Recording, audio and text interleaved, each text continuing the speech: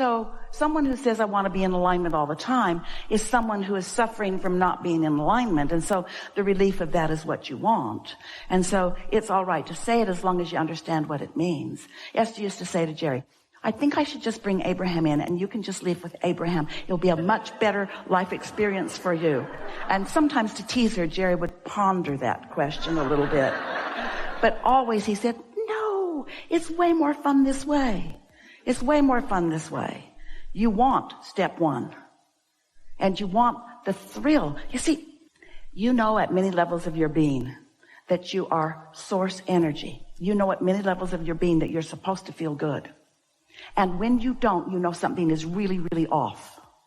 And so what we're saying to you is, it's off for everyone who's in physical form because you've chosen this environment where you get to choose and you get to decide. Now, here's the big thing that we want to lay on you in a way that you will never forget. You're never going to get all the way over there. There always is going to be a gap because in every moment you're going to be standing. So you know what you don't want, you know what you do want. You launch the rockets of desire, but they don't feel normal to you because you know what you don't want more than you know what you do want. So this is a vibration that is more familiar with you. What I don't want's been trending more, but your inner being caught the vibrational rocket that you sent and is holding attention upon it. And now all of the cooperative universe is being attracted to that. And now your tug of war is getting greater and greater. Now, you heard us when we say it's important that you feel good and you're starting to be nicer to yourself and you're starting to reach for more thoughts just because they feel good. So you are closing that gap, getting closer and closer and closer. And now the gap is closed and there's a manifestation. Immediately, yes, you got the manifestation of something that you wanted, but you also now have a whole new set of contrasting experiences that are helping you to know what you don't want and know what you do want. That's always the way it's going to be while you're here in this physical body. So now we want to introduce into this important conversation your point of focus that goes like this. I can tell by the way I feel whether I'm letting in all I've asked for or whether I'm in the way of it. It really is only that simple. Nothing else is standing between you and anything you want. Now that's kind of hard to hear, especially when you started out with the hard times, because it felt to you that hard times were coming to you and you weren't asking for them. Felt like you weren't asked for them. Who would ask for hard times? But you did, from your non-physical perspective. You said, I'm a teacher. I can't teach what I don't know.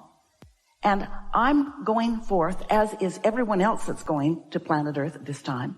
I'm going forth into a variety of contrast where we are all understanding, at least at the time that we're launching in, we're understanding that we create our own reality and that we have infinite choices, myriads of choices, and that there are going to be a whole lot of people surrounding us, billions you knew, who would be believing different things, wanting different things. Talk about a sort of chaotic environment. And you said, I want to get good at this early on. I don't want a feathered nest. I don't want everything lined up around me so that all I have to do is weakly, lazily, sloppily, just observe and feel good about what I'm observing. I want to know how to maintain my balance because I believe in these things. I believe in free will of 100% of the population on planet Earth, in the universe, because I know that the law of attraction responds to every vibrational frequency. And so I want to be really good at focusing, which means I'm going to have to hold my vibrational tone no matter what's going on around me, because otherwise I will be in a trap, as so many generations that have gone before me have been, where I will be living a very conditional love, because they're not all going to behave the way I might think I need them to behave in order for me to feel good. They're not going to do it. But I want to love anyway. I don't want to be part of the world that needs to line up in segments, pigeonhole and catalog and say, this is what we believe in, this is the right way, and therefore everyone else is wrong. and then gather a stance of pushing against what I don't want, because I know you said, we said we'd remind you. I know that the law of attraction is responding to my own thoughts. And if I'm pushing against what I don't want, I'm attracting what I do not want. That's not why I'm going into this body. That's not what creation is about for me. I want variety. I don't care if it's difficult. I'll figure it out as I go along. And in time, it will be hard enough for me that I will start looking for answers, and I will find them, because I know you said, from that non-physical perspective, no matter how much is going on around me, if my desire is strong enough, I will find the way. There is no emotion more indicating of your split with who you are than regret, or self-judgment, or worry about stuff. Is it enough for you to say, I did the best I could do as I was going along, and that's the best I can do? And that's good enough, and it's got to be good enough because it's all there is. And so anything less than that takes you down a rabbit hole that can keep you in a state of resistance unnecessarily for a long time. Yeah? That makes so much sense to you, doesn't it? As you hear it right now, you feel the resonance of that. Jerry used to tell the story of sitting in front of a fireplace when he was a kid. And sometimes there were some very popping logs on the fire that gave off a lot of sparks. And when one would hit a piece of his clothing, Jerry discovered very quickly, the faster he got that spark off, the less likely it was to damage his clothing. And negative thoughts are the same way in this sense. The faster you turn your attention from them, the faster you do not continue to activate them by your attention, the faster you do not continue to activate the vibration in you of that thing you're focused on, then the easier it is to do. But if it's something you've been carrying around for a while, don't try to do it right now. It'll just make you nuts.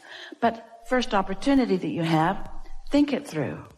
Think it through and just ask yourself, when you're not feeling the intensity of the negative emotion, is this something that I want to continue to push against and continue to activate as a vibrational point of my attraction and continue to use as my current excuse to keep myself from this I want and this I want and this I want? Just reason with yourself when you feel better, and catch yourself when it's something light and easy to just, as Jesus said, turn the other cheek.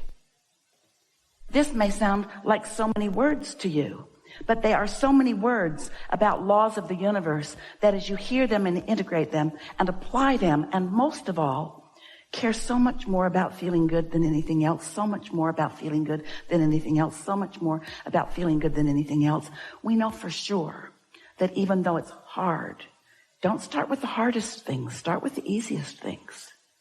And show yourself how you can focus by deliberate intent. That's what a deliberate creator does. And that's why you chose the life you chose.